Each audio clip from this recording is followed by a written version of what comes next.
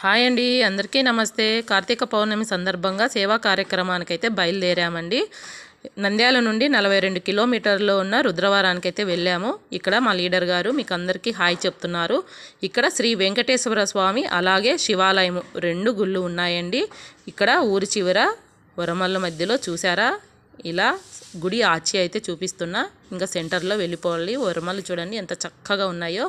ఈ సేవా కార్యక్రమం సీతారామరెడ్డి గారు అంకులు అంటే మా లీడర్ గారు అయితే తీసుకొస్తారు.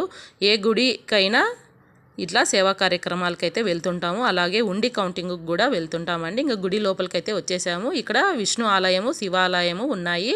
చూసారు ఎంత చక్కగా డెకరేషన్ అయితే చేసేసారో. ఇంకా గుడి లోపలికైతే బయలుదేరుతున్నాము. అయ్యని దర్శనం చేసుకొని వెంకటేశ్వర స్వామిని దర్శనం చేసేసుకొని ఇంకా దీపాలు వెలిగించేసి ఇలా టిఫిన్ సెక్షన్కి అయితే వచ్చేసాము. ఇక్కడ టిఫిన్ అయితే పెట్టేస్తున్నాము.